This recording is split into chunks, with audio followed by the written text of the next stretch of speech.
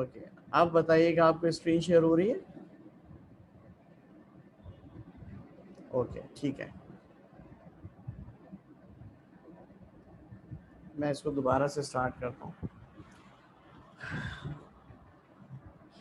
जी, तो हम बात कर रहे थे मियोसिस, सेल डिवीजन, बॉडी के रिप्रोडक्टिव सेल्स में होने वाली डिवीजन का अमल है।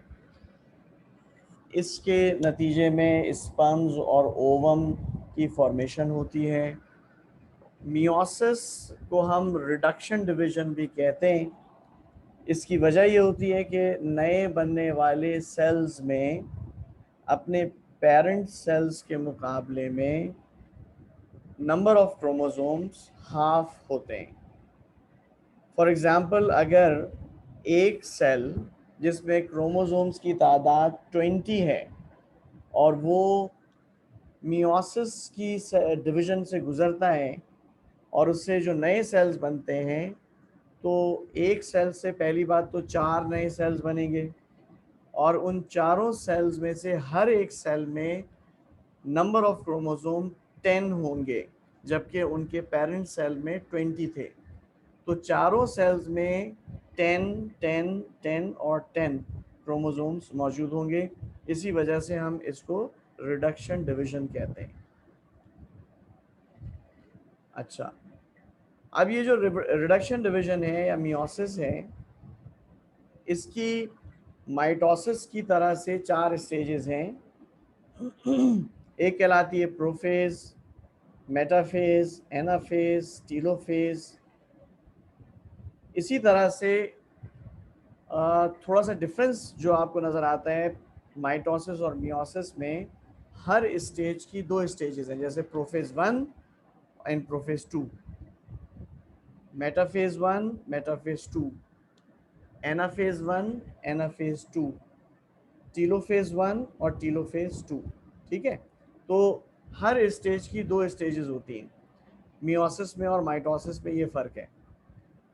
माइटोसिस में प्रोफेज जो होता है वो बिल्कुल एक चंद इवेंट्स पर मुश्तमिल एक स्टेज है, लेकिन मियोसिस में प्रोफेज 1 जो है ना, वो एक लंबी स्टेज है और इसके अंदर बड़े इम्पॉर्टेंट इवेंट्स होते हैं, जिसमें सबसे अहम बात क्रॉसिंग ओवर है क्रोमोसोम्स के दरमियान। आइए देखते हैं कि इसके अंदर कौन कौन से स्टेजेस हैं। ये जो 4 स्टेजेस आपको 5 बनी हुई नज़र आ रही हैं प्रोफेज 1 में। पहली का नाम है लेप्टोटीन, दूसरी का नाम है जाइगोटीन, तीसरी का नाम है पैकेटीन, फिर उसके बाद डिप्लोटीन एंड देन डाइकाइनेसिस। ये स्टेजेस हैं प्रोफेज 1 की। अब इन स्टेजेस में क्या क्या इवेंट्स हो रहे हैं, इसको मैं यहाँ पर शो कर रहा हूँ। आप इसका स्क्रीनशॉट ले लीजिएगा ताकि आपके पास रिकॉर्ड रहे। पहली जो स्टेज है इसको हम कहते हैं लेप्टोटीन। अब इस लेप्टोटीन स्टेज में आपको क्रोमोसोम्स डिप्लॉयड नज़र आ रहे हैं, यानी क्रोमोसोम्स पहले अनकॉइल होना शुरू होंगे। पहले तो क्रोमेटिन नेटवर्क की शक्ल ही होती है ना उनकी, तो क्रोमेटिन नेटवर्क खुलना शुरू होगा,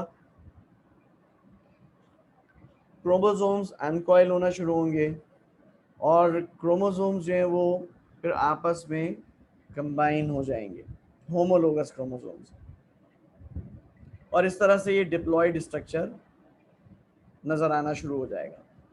न्यूक्लियस साइज इंक्रीज करेगा, न्यूक्लियर मटेरियल चूँकि इंक्रीज होगा तो उसका साइज भी इंक्रीज होगा, और आपको ये जो क्रोमेटिन नेटवर्क है इसके क्रोमोसोम्स की फॉर्मेशन का जो पहला मरहला है वो नज़र आएगा कि क्रोमोनिमेटा, यानी बारीक थ्रेड लाइक स्ट्रक्चर्स जो कि बीडेड होंगे तस्बीह के दानों की तरह के, वो तस्बीह की तरह से एक स्ट्रक्चर सीधा आपको नज़र आएगा।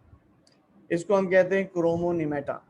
अच्छा, इर्रेगुलर होंगे, डेंस क्रोमोसोम्स होंगे, क्रोमोमेयर्स होंगे। क्रोमोनिमेटा के अंदर प्रोटीन जो अंदर आपको नज़र आती है उसको हम कहते हैं क्रोमोमेयर, और ये जो क्रोमोमेयर है ये क्रोमोमेयर जो होती है ये डेंस नज़र आएगी, यानी इसके जो प्रोटीन कंपोनेंट है ये थिक होगा।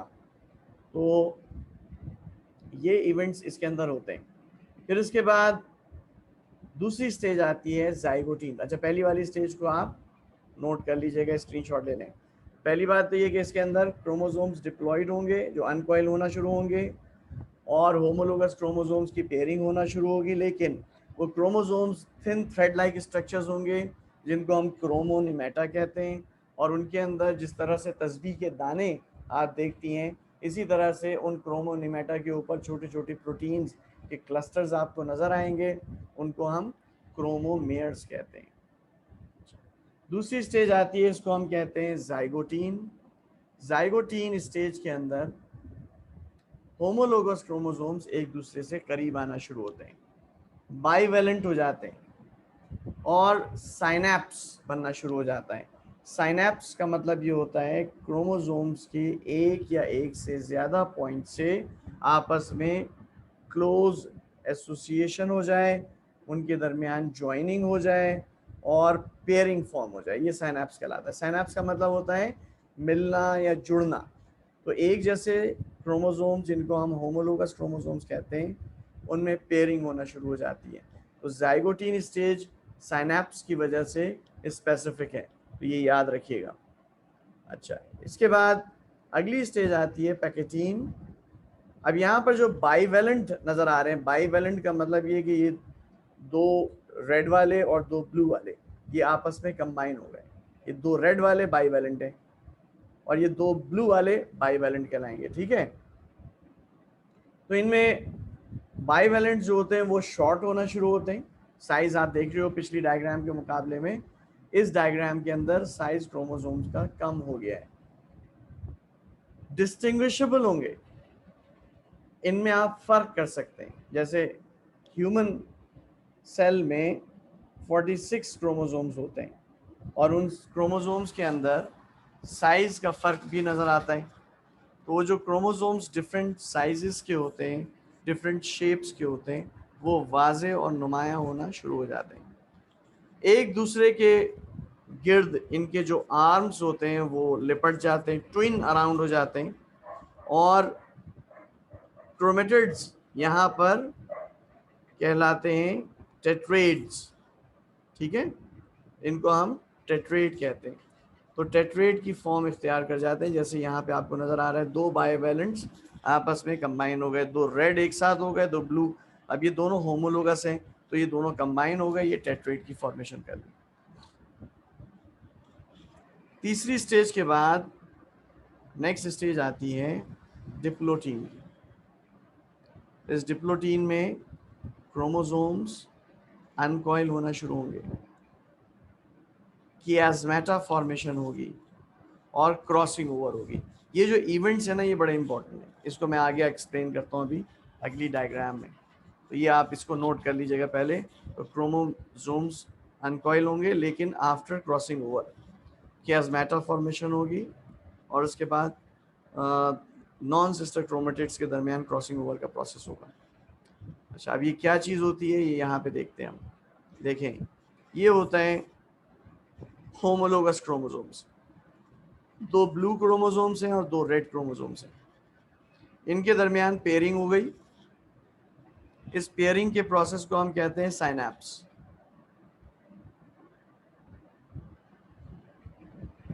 अच्छा, और इस साइनैप्स के दौरान देखें अब यहाँ पे ट्विन अराउंड हो रहे हैं, ये है रेड और ये है ब्लू, ये आपस में क्रॉस कर रहे हैं।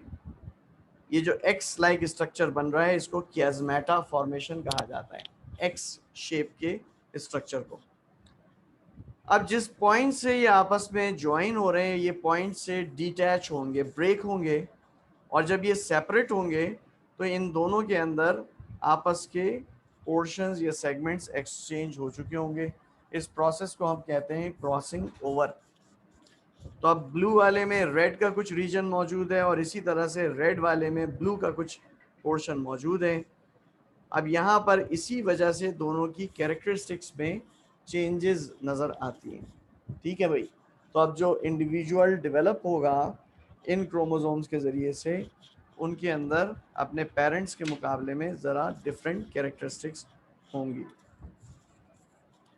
तो ये जो क्रॉसिंग ओवर है ये मियोसिस सेल डिवीजन की एक सबसे इम्पॉर्टेंट एस्पेक्ट है कि नए कैरेक्टर्स की फॉर्मेशन इसके अंदर डेवलप हो रही होती है, और ये दोनों आपस में जो एक्सचेंज करेंगे अपने अपने सेगमेंट्स को, ये दोनों नॉन सिस्टर क्रोमेटिड्स कहलाएंगे। यानी ये जो ब्लू वाला है ये रेड वाले के मुकाबले में नॉन सिस्टर क्रोमेटिड कहलाएगा, लेकिन एक ब्लू दूसरे ब्लू के लिए सिस्टर क्रोमेटिड कहलाएगा, और इसी तरह से एक रेड दूसरे रेड के लिए सिस्टर क्रोमेटिड कहलाएगा। ठीक है, अगली मरहले में ये डाइकाइनेसिस होता है। डाइकाइनेसिस का मतलब होता है सेपरेशन हो गई। न्यूक्लियर मेम्ब्रेन, न्यूक्लियोलस ये डिसअपियर होना शुरू हो जाते हैं। ठीक है, बाईवैलेंट्स जो होते हैं ये सेपरेट होना शुरू हो जाएंगे। बाईवैलेंट्स थिक होंगे, कॉन्ट्रैक्टेड होंगे, सिकुड़ना शुरू हो जाएंगे और ज़्यादा डेफिनेट हो जाएंगे, और फिर उसके बाद मेटाफेज 1 की स्टेज आएगी जो कि यहाँ पर आपको नज़र आ रही है। इस मेटाफेज 1 स्टेज में क्रोमोसोम्स एक इक्वेटोरियल प्लेन पर नज़र आ रहे हैं, आपको एक ही लाइन पे नज़र आ रहे हैं, बिल्कुल मिडिल ऑफ द सेल। इसको कहा जाता है इक्वेटोरियल प्लेन। यहाँ पर सेंट्रियोल्स ऊपर की जानिब नज़र आ रहे हैं जिनसे थ्रेड लाइक स्ट्रक्चर्स निकल रहे हैं, इन्हें हम स्पिंडल फाइबर्स कहते हैं। ये स्पिंडल फाइबर्स क्रोमोसोम्स के साथ अटैच होंगे और उनको ऑपोजिट पोल्स पे पुल करेंगे एनाफेज स्टेज में। तो अब देखो यहाँ पर बाईवैलेंट्स पूरे पूरे एक जगह से दूसरी जगह ट्रांसफ़र हो रहे हैं और अपने साथ इनके अंदर दूसरे क्रोमोसोम के सेगमेंट्स मौजूद हैं। क्रॉसिंग ओवर का प्रोसेस हो चुका है। तो मेटाफेज के बाद एनाफेज 1 में ये सेपरेट हो गए। फिर उसके बाद आती है टीलोफेज 1। इस स्टेज में सेल में आप देखें कि न्यूक्लियस दोबारा से फॉर्म हो गया है। सेंट्रियोल एक एंड से दूसरे एंड के ऊपर डिवाइड होके पहुंच चुके हैं और सेल के अंदर मेम्ब्रेन में क्लिवेज का प्रोसेस वाज़े तौर पे नज़र आ रहा है। क्लिवेज का मतलब होता है यहाँ पे ये सेल्स मेम्ब्रेन अंदर की जानिब मुड़ना शुरू हो रही है दोनों जानिब से, और आहिस्ता आहिस्ता ये बीच में आके मिल जाएगी और इस तरह से एक सेल से दो नए सेल्स यहाँ पे फॉर्म हो जाएंगे। ठीक है भाई, तो अब यहाँ पर फिर प्रोफेज 2 शुरू होती है जो बिल्कुल वैसी ही स्टेज होगी जैसे आपने माइटोसिस के अंदर पढ़ी थी। अब देखिए यहाँ प्रोफेज 2 स्टेज में क्या इवेंट्स हो रहे हैं। प्रोफेज 2 स्टेज में दोनों सेंट्रियोल यानी एक सेंट्रियोल फिर डिवाइड हो रहा है। पहले ऑलरेडी ये डिवाइड हो चुका है एक बार एक सेल, ये दोबारा से डिवाइड हो रहे हैं। डिवाइड होने के बाद ऑपोजिट पोल्स की जानिब आ रहे हैं। फिर उसके बाद न्यूक्लियर मेम्ब्रेन डिसॉल्व हो रही है, न्यूक्लियोलस ब्रेक डाउन हो रहा है और क्रोमोसोम्स साइटोप्लाज्म के अंदर फ्रीली अवेलेबल है।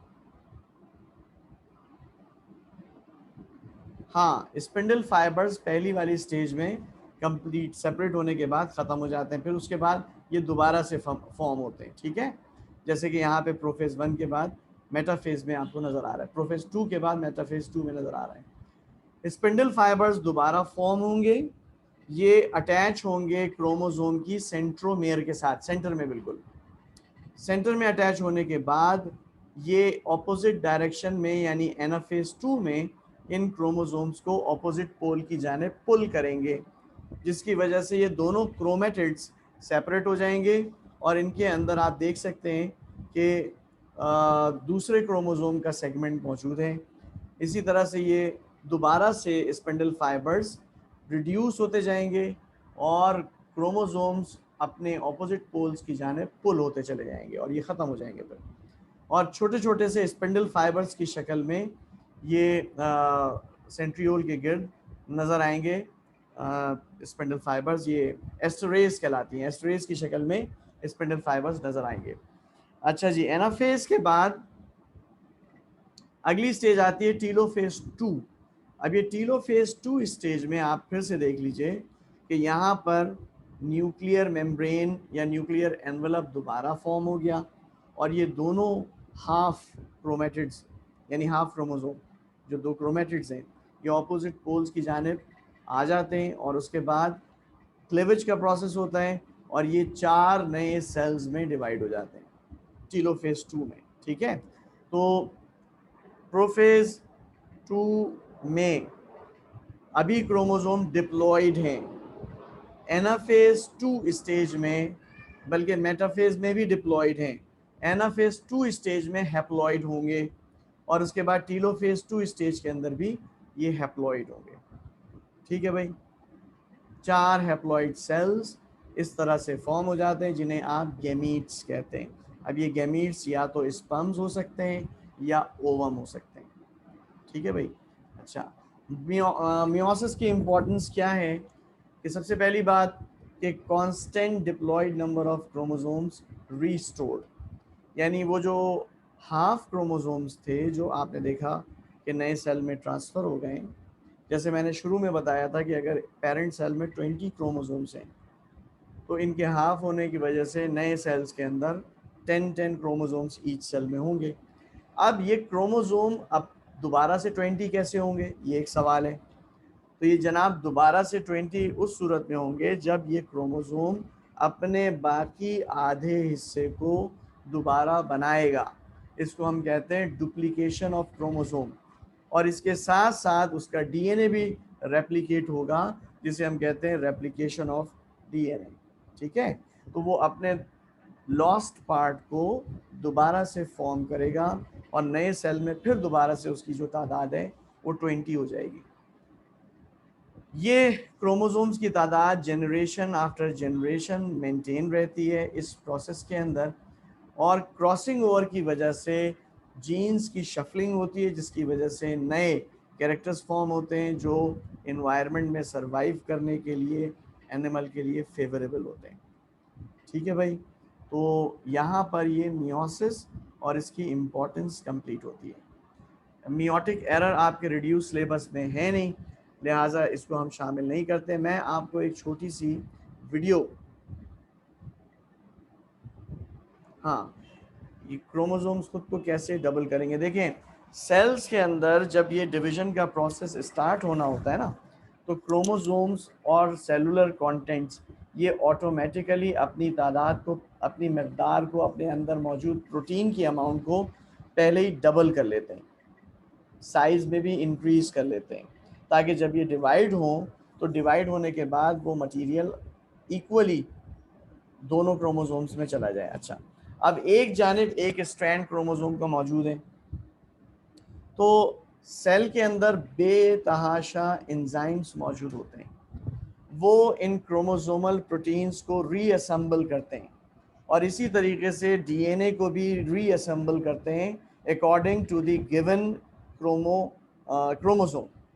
तो वो एक एंजाइमेटिक एक्टिविटी है सेल के अंदर जो एक सीक्वेंस के ज़रिए से अंजाम पाती है, और इसको भी कंट्रोल कर रही होती हैं जो पहले से मौजूद डीएनए है उसकी जीन्स। ठीक है, ये उन एंजाइम्स को एक्टिवेट करती हैं और वो अपने सामने बिल्कुल वैसे ही एक नया क्रोमोसोम दोबारा से बना लेते हैं। इस प्रोसेस को हम डुप्लीकेशन ऑफ क्रोमोसोम्स कहते हैं। तो ये फॉर्मेशन हो जाती है हर क्रोमोसोम में। अच्छा, मैं आपको एक वीडियो शेयर कर रहा हूँ जो क्रोमोसोम ये माइटोसिस और मियोसिस के डिफरेंस पर मुश्तमिल है, तो आप देखिए इसको और इससे आपको ज़रा सा और कॉन्सेप्ट क्लियर हो जाएगा।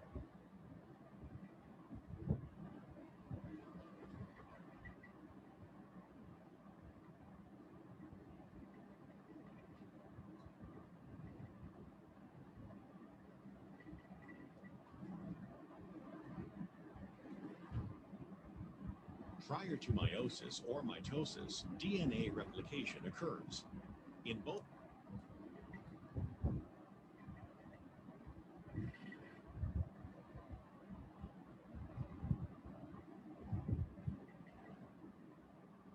अच्छा जी, अब ये बताइए आपको स्क्रीन शेयर हो रही है?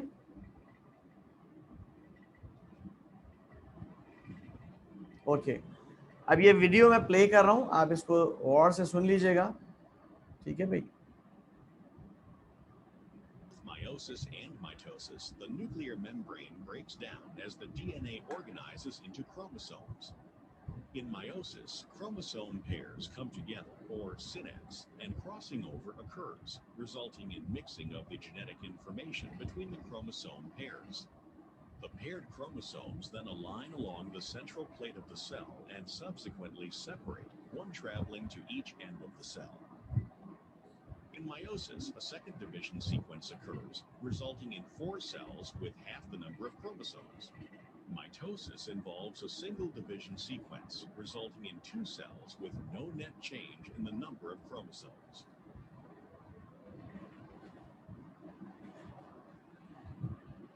ठीक है जी, ये तो वीडियो आ गई। अच्छा हाँ, एक चीज़ और मैं थोड़ा सा क्लियर कर दूं, मेरे जहन में दरअसल वो माइटोसिस भी साथ साथ चल रही है और मियोसिस भी साथ साथ चल रही है ना, तो उसकी वजह से एक चीज़ ज़रा सी मिक्सअप हो गई थी। हाँ, तो फिर आ गया।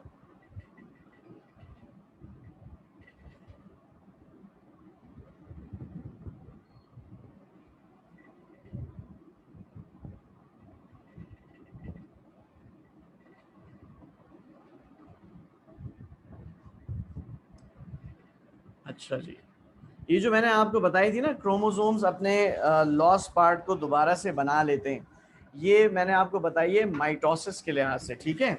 यहाँ जो मियोसिस हो रही है ना, मियोसिस के अंदर अब जैसे ये हैप्लॉइड गैमीट है, अब इसके अंदर मौजूद ये क्रोमोसोम्स हैप्लॉइड हो गए ना, एक एक आपको नज़र आ रहे हैं इसके अंदर क्रोमेटिड। जब ये स्पर्म ओवम के साथ फ्यूज होता है तो इसी तरह से ओवम में भी इसी तरह का हाफ क्रोमोसोम मौजूद होता है। ये दोनों क्रोमोसोम्स आपस में कंबाइन होते हैं तो नए बनने वाले सेल में दोबारा से वो ओरिजिनल जो नंबर ऑफ क्रोमोसोम है वो रिस्टोर हो जाते हैं, ठीक है। ये मियोसिस के लिहाज से बात है। जो पहले मैंने आपको बात बताई थी वो माइटोसिस के लिहाज से बताई थी, क्योंकि वहाँ पर फ्यूजन ऑफ गैमीट्स नहीं हो रहे, यहाँ पर फ्यूजन ऑफ गैमीट्स हो रहे हैं। स्पर्म्स जब फ्यूज होते हैं ओवम के साथ तो आधे क्रोमोसोम स्पर्म में होते हैं, आधे क्रोमोसोम ओवम में होते हैं। ये दोनों फ्यूज होने के बाद नए सेल में दोबारा से अपनी ओरिजिनल नंबर ऑफ क्रोमोसोम को रिस्टोर कर लेते हैं, ठीक है भाई। ये समझ में आ गई बात आपके? ओके, ठीक है भाई। तो अब हम इसको यहाँ पे रोकते हैं, ज़रा देखते हैं कि हमारी रिकॉर्डिंग का क्या रिजल्ट आता है, फिर मैं इसको शेयर करता हूँ आपके साथ, ठीक है।